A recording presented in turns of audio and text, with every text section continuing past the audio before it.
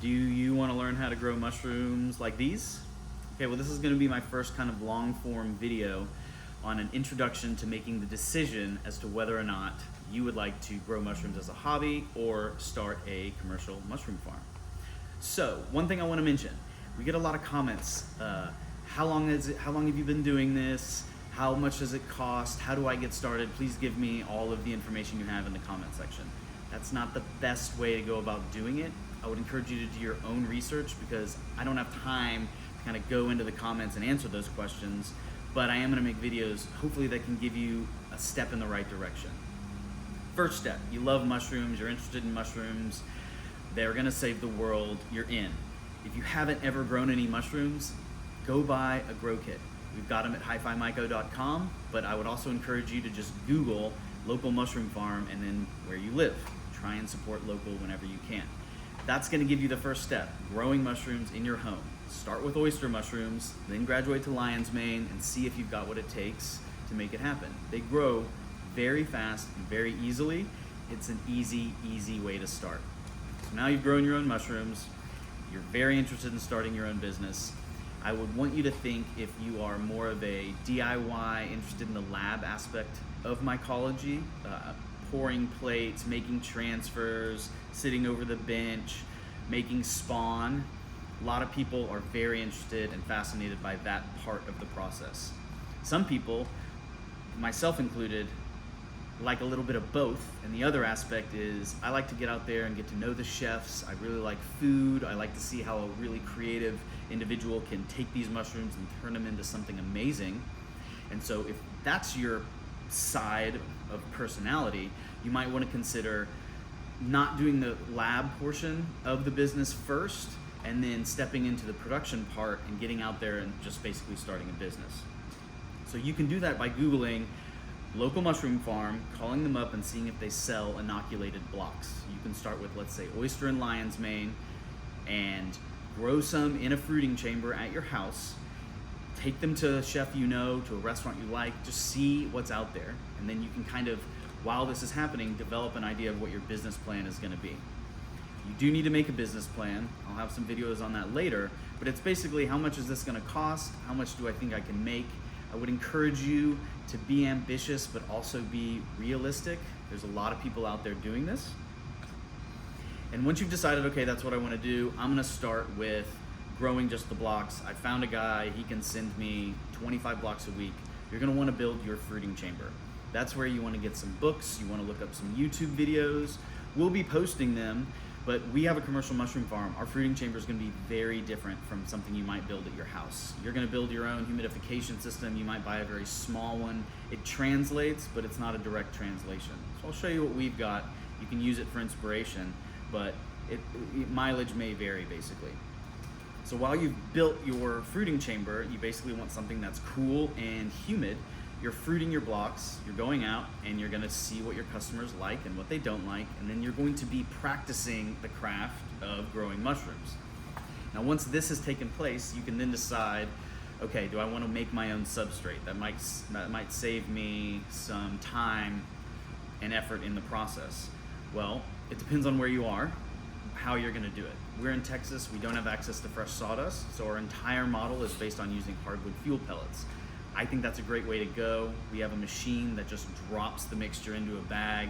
It's a streamlined process. I personally love it. We get high yields on our mushrooms. It's great.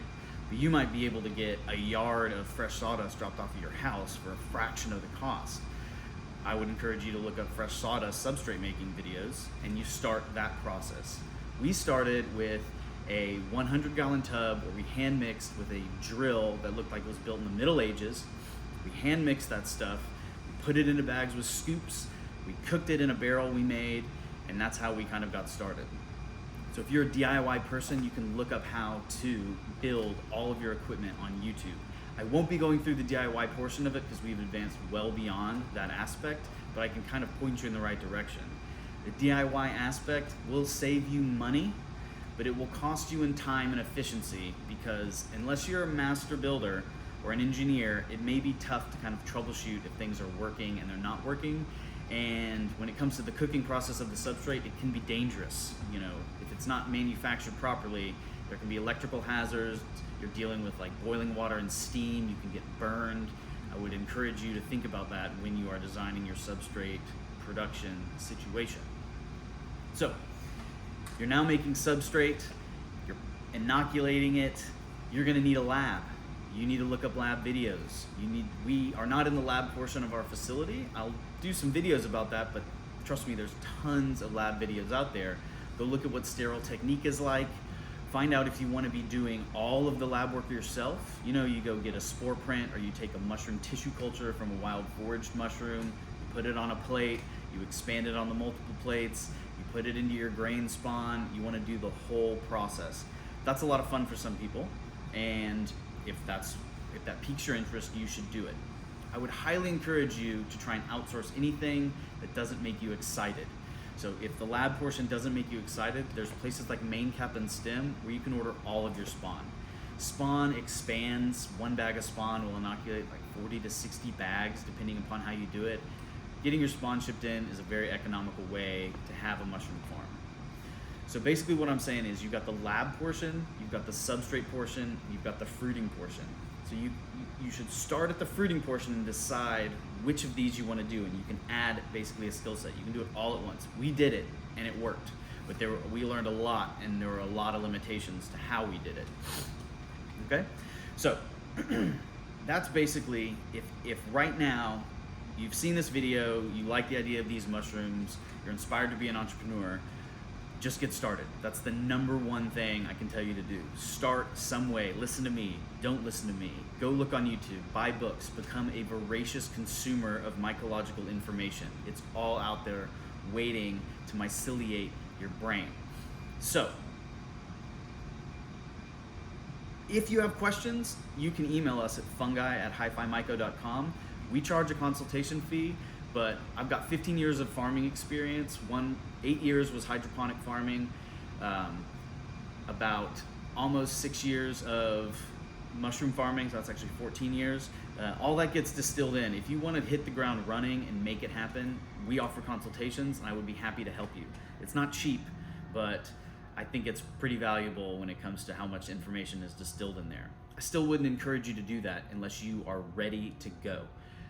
What I would encourage you to do is get started at a very small scale, grow a few mushrooms. We started in my garage and my business partner's closet, and you just go to your favorite restaurant and show them some mushrooms. I'll go to a place that already maybe has mushrooms, or make sure they like mushrooms. Show them the mushrooms you grow, see if it's something good, see how much they would pay for it, start writing a business plan.